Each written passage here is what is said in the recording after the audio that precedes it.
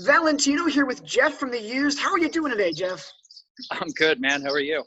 I'm doing okay. Are you handling everything okay in quarantine and all that's going on in the world right now? Yeah. Dealing as best as possible. It's tough because, as you know, all music has been grounded. There's no touring, there's no shows, there's no nothing. So we've just been released this record in the middle of it, so we've just been kind of dealing with it that way, which has been fun. Yeah. What went into the decision of, okay, we are not going to postpone this record release, even though we can't really tour for it? An album rollout process without touring to promote the record is uncharted territory. I think you guys did it really well, but what went into that decision?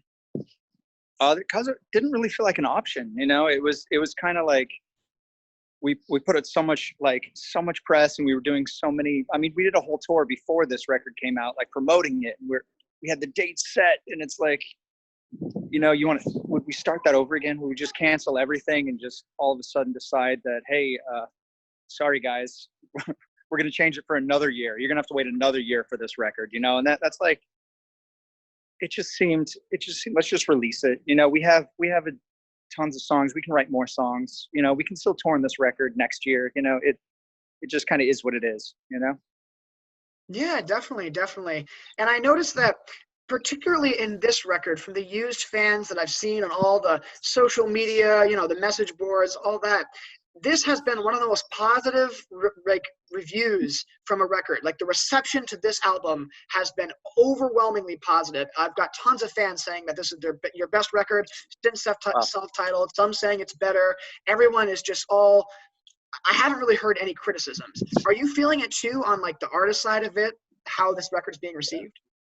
I haven't really, I don't look at a lot of reviews for good and bad reasons. I don't want to see people saying positive or negative stuff. I don't want to be swayed how I feel about it, but in the same sense, I do feel there's a lot of positive energy going into this record, recording and writing and everything that went into it. There was this brotherly vibe that we've had in the past, but not as strong as this. I want to say this is equal to the first record as far as that kind of bond, band bond goes. You know what I mean? Mm. Yeah. So I don't know. I think the amount of energy, the amount of time, and just the amount of relaxation we did writing this record. It was very mellow. So. Yeah, definitely. And I know that you mentioned that this record kind of sounds like the first three Used records combined with new elements mixed in. And after listening to the record, I 100% agree. Did you go back and re-listen to those records when writing this, or did it just kind of all just not happen naturally? That was all natural. Yeah, we weren't listening to any of our stuff at that time, so it was all just natural. I think it came a lot from the way we recorded, because I'll go into details a little bit, but jumping into this record, we did about a year and a half maybe of writing, and it was just we'd have 3 weeks here, so we'd go down to our new guitar player had a studio in this garage, and so we'd go down and record in a studio just because it was easy for us to meet there, and we'd come up with these demos, and then we'd do it again on tour, and then another tour would happen, and we'd get off tour and we'd meet up at his house again, and going into the studio this time, day one, we just were like, you know what, let's just scrap it all. Let's start over, which is a scary thing, but it just felt right.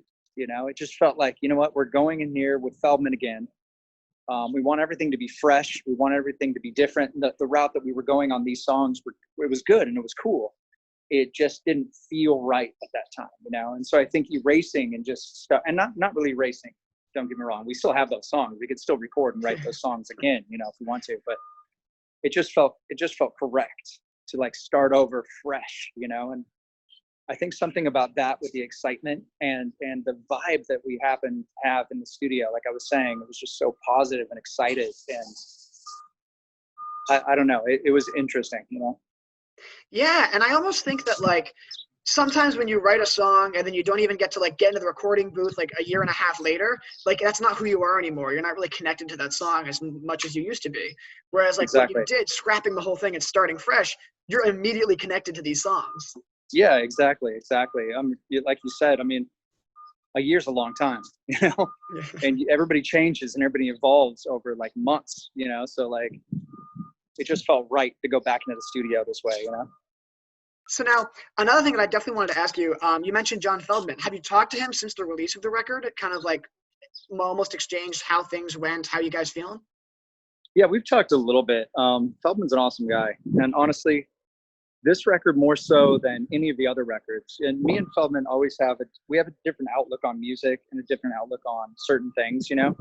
And in the past, when we first started, I always thought it was a negative, and I realized that it wasn't really a negative. It was the way I was looking at it. You know, it was my own insecurities, my own problems that made certain things look the wrong way. And I was always about, you know, doing things differently and changing and doing things all organic and just the most natural possible, you know, and that's not necessarily where things are in 2020, you know what I mean? And over the years, I've realized that over the past 20 years, it's been 20 years now.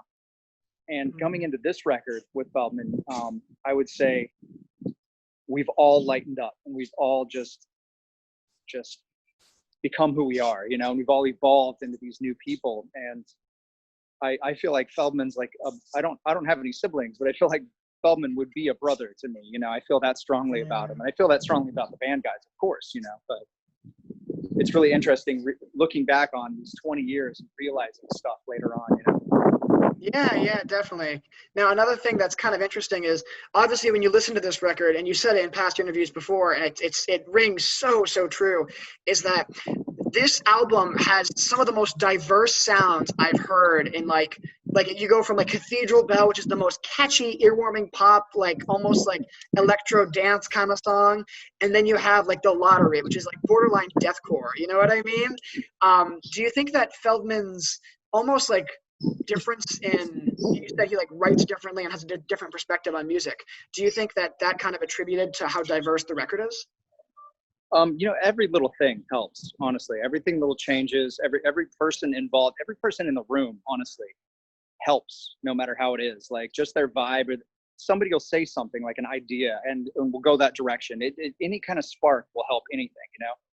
And like you pointed out The Lottery, that's funny, the bridge for that, we worked on so much because we kept trying to get it, like if you ever listen to our demo, like our first, before the record, we had a demo out. You can tell we were kind of like we wanted to be a hardcore band. You know, that's kind of where we grew up. That's how Bert was. Bert was always into like Converge and Coalesce and Cave In, and I loved Cave In too. Their first Till Your Heart Stops is one of the best, heaviest records. I still think heaviest records ever made. And that was always in our blood and our backbone, you know. And so we've always tried to go there and tried to get it as heavy as possible, but we're not that band, you know. And so working on The Lottery, the bridge for it, we just kept pushing it heavier. We raced that bridge like 4 times. You know, there was no vocals to it. It was just music. And we just kept trying to figure out what we were missing to make it heavier, you know. But like you said, it was just a spark that changed that to make it better and better. Yeah. Now you worked with Caleb from Beartooth on that track. How was it working with him? Like I know like he's been featured on a lot of tracks this year, but especially on The Lottery, like that's in our regular rotation right now. Like we're playing it nonstop. We absolutely love it here at WSOU. How was that experience? Honestly, I didn't even get to meet him because the song was done. We just didn't have someone singing on these extra parts. And we were trying to get, long story short, not to say anything might be weird, but we were trying to get a different singer from another band, you know, and it wasn't because we didn't want Caleb. He just wasn't the option. We didn't have him as an option, you know. We just had another guy that we knew. We were trying to get the guy from, I just forgot his band. Anyway, it doesn't really matter, but he just was on tour, this guy. He was always on tour, and so he didn't have time to record, didn't have time to do anything. And it got down to the last second where we're like, if somebody doesn't record on this, like I almost had to go, like I would have to fly to California and drive to Feldman's house and go record all the vocal parts. That's how, like, it was like last second. And I think our guitar player was, what about Caleb from Beartooth? And we've never toured with them, you know, so we don't really know those guys at all. And so it was kind of like, sure, let's try it, you know. And our producer, I think Feldman worked with Beartooth at some point, so they all knew each other. So it's kind of like a tie in that way too. He did it right before a show. He recorded his whole parts on tour right before they played a show. Yeah. which is pretty tight. And it turned out better than I imagined, honestly. So I'm really glad that he ended up doing it. That's unbelievable, especially like if he's already on tour, so his voice has probably been singing every night, and then to go like right into that song. And again, that song, his features on it are absolutely incredible. They go with the song so well. So really excited about amazing. it. We got a lot of fun features on this record. It's really exciting. Yeah, you also got 2 of the 3 members of Blink-182 on 2 separate tracks. That's unbelievable. I know that Feldman has worked with a few Blink records in the past. Tell me a little bit about what it was like to, again, like such a legendary band like Blink-182, have them featured on the album twice. It was cool. We've known those guys indirectly and directly over the past 20 years. We've toured with, like in 2000, it might have been 2001, we toured with Boxcar Racer. So we knew Travis from then. And Mark wasn't in there, but we met Mark through the time because we played with Blink before too. But we've never had a chance to really like hang out with them, like that kind of style of hangout. And having them come into the studio and just like bouncing ideas off of, you know what I mean? It was amazing. It was cool to see that other side, because everybody works differently. Every musician has their little routine that they go through and their little, ideas that like maybe even like you store all these ideas in a backpack that you take with you, you know what I mean? And so then you come and you throw all your ideas out, but we all know each other really well. So we have all the same ideas we've been doing or evolving into, and so having these new guys come with this whole new set of ideas that were like, whoa, yeah, let's try that, It was really exciting. Also being able to play bass on like bass 2 drums that Travis did was a lot of fun. I was really excited about that. Yeah, and so like again, you guys have like obviously been friends for a long time. Is this your first time like playing with them, like jamming with them in the same room? Yeah, it's the Blink guys. Yeah. I mean, we've never like we haven't hung out like I was saying, so it was our first chance of like hanging out. So before actually right after I played bass in this one show it was a Goldfinger show, but Travis played drums, I played bass, and it was this all vegan school that was having like a vegan, like a party. I'm not really sure what it was exactly. They just wanted me to play bass for it. And I think it was right before we did that song or right after. So I kind of got to do, for me, it was fun. I got to play bass with Travis live and play bass with him on a song. So it was a pretty good week. That is awesome. I love it. So now another question that I wanted to ask you, again, when you have such a diverse record like this, with like Cathedral Bells sounding like so different than The Lottery and Paradise Lost sounding so different than like something like Clean Cut Heals Beautiful, like how did you put together a track list? Because when I listen to the record start to finish, it flows so well, but like individually, it's like, how did you guys know what song goes before what song? It was some of it was obvious, and the way, let me skip back in time a little bit. The way we recorded this record, we did 3 different 3-week sections or sessions. I don't know what you like better. Because we were kind of touring and we had other things going on. So we'd go into the studio for the first 3 weeks and we just did a song a day, and just tried to bust out as many ideas as we could, the best we could, and just try to get everything done together, so we could even record the parts, like just trying to figure it out. And oddly, Paradise Lost and Cathedral Bell they were both in that first 3-week section, which is interesting because they both ended up on the record and they both turned out to be single-ish, and that worked out really well. But the next 2 were just as awesome. And the last one was when we got all the magic, when we got those extra people to sing on it, and we got the Blink guys to come out. It was really interesting. But as far as the track listing goes, some of it was obvious. Like we knew we wanted to start with Paradise Lost. We knew kind of like ideas. How am I saying this? Once you listen to some of these songs, you can kind of get an idea of where it fits,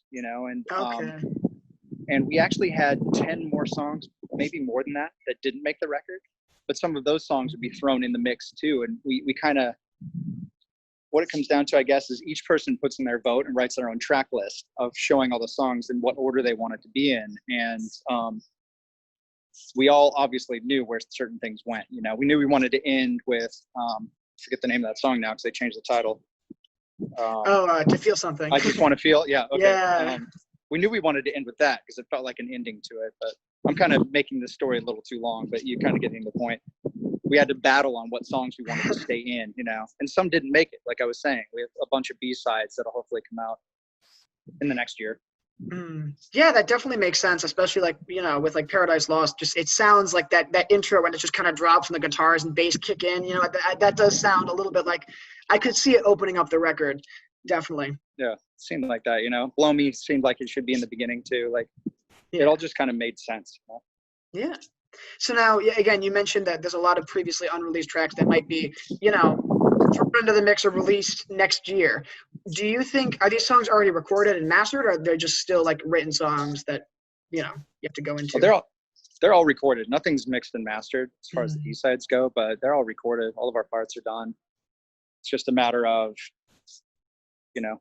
deciding what's going to make it, or just deciding, how many we're going to put on it, or even just having somebody mix it and then figure it out from there. Yeah, definitely.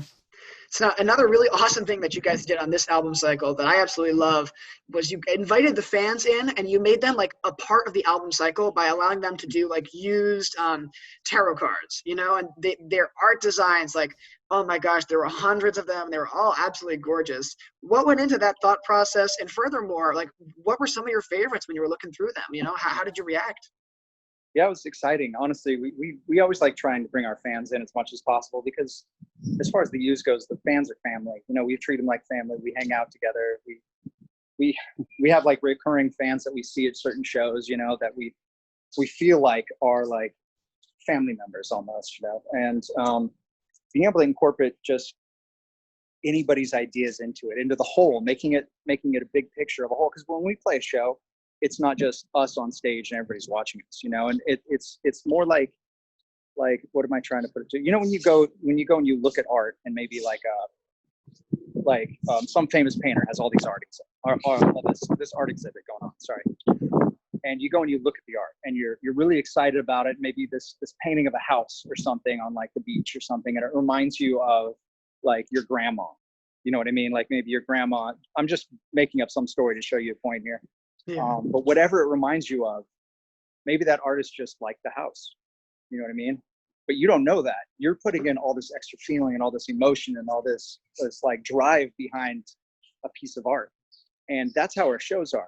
These songs are what we made them to be, but what the real part about these songs is what the fans make them to be. So it's not just us, it's 50% the artist and 50% the viewer, And so that's why we want to get as much involvement as we can with all these different tarot cards and different just art, losing my train of thought here a little bit. No, yeah, you're right. I need more coffee or something. and I think it's super cool because by doing that, like they're actively involved in the album rollout process. They're not just like waiting to see what happens. They're a part of it now. You've Totally, made them a part of this awesome thing. So this record, the whole theme of the record, as you've seen, is like tarot cards and books and other kind of ideas, and that's why we've had this like interesting like special merch that we've been doing, where we have different pieces of art from each artist that has done something for the record. At the end of it, we're definitely going to release something with all the artists together, so it's a big pack of maybe tarot cards. I'm not really sure yet, but figuring it out. That'd definitely be super, super cool. I love it. So now another thing that you've mentioned in previous interviews is that like you never want to explicitly say, well, this is what this song was about, because every listener can take their own meaning to a different kind of song. Just as you were talking about with concerts, how every person can kind of interpret art differently. There is one song though, any insight you have would be appreciated, because I think this is the coolest song, and lyrically, like I just there's so many different avenues that I could see it going down, and I'm dying to know more. Wow, I Hate the Song. That one, like right in the middle half. Tell me a little bit about that. Anything. Yeah, I don't know the exact details. See, like I'm saying, Bert, like you've read before too. I've said this many times, but Bert writes he has multiple meanings for a lot of these songs too. So you could take it both ways, however his two meanings are. And this one, there definitely is one side that is just basic. It's obviously like this song sucks and it's still on the radio, but it's stuck in your head, so does it really suck because you can't stop singing it and all the words to it, but you hate it. It's really interesting to hate something that you're almost in love with. you know? And Yeah. that's my take, at least, on one meaning. And the other meaning, I'm not really sure. I can't remember. It's been too long, so I'm not going to tell you about that one. But Yeah, and that's definitely a good point, because I know there's definitely some bands even that, like, the first time I've heard them, I was not a fan. I was like, it's not really my cup of tea. But then, like, with every repeated listen, I'm like, okay, I'm really starting to get into this. And then, they become favorite bands, and they do. It's just the way it works.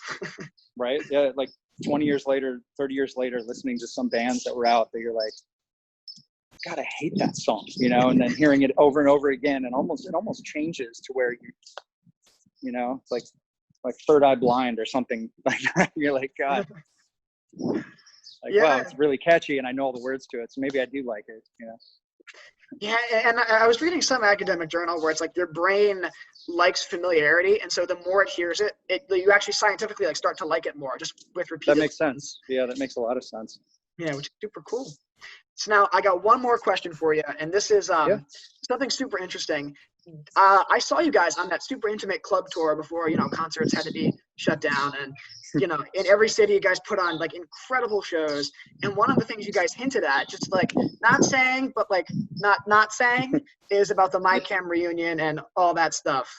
Is there any kind of potential door opening for Under Pressure?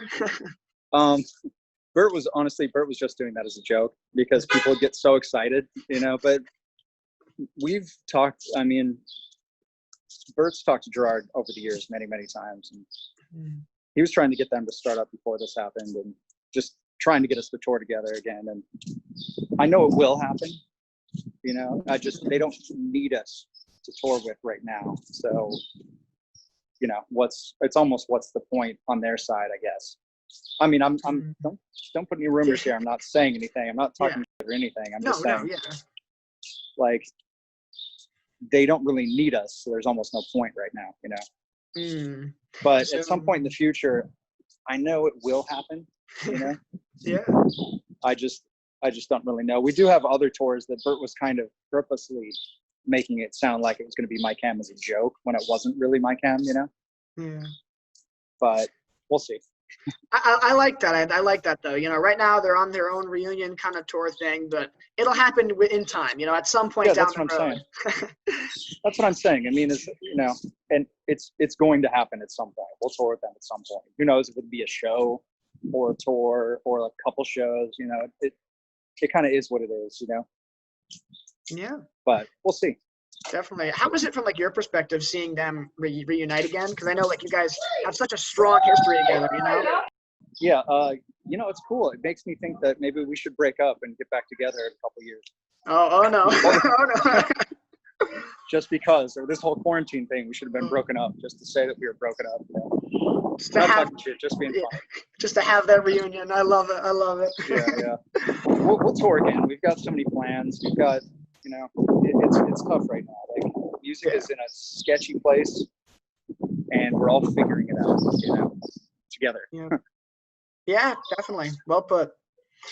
All right. Well, thank you so much again for talking with me today. At WSOU, we love the new album, and as I said personally before the interview started, it's definitely going to be on my year-end list. This is an awesome release, so we're super excited to see what's next. Thanks, man. I really appreciate that, honestly. Yeah, we're really excited about this record, and we will tour on it. You will see us touring on it, even if it's next year, which is a possibility. Good stuff. We're still going to tour on it. So. And again, once concerts do come back, people are going to be starving for shows, so it's going to be really, really good stuff. Yeah.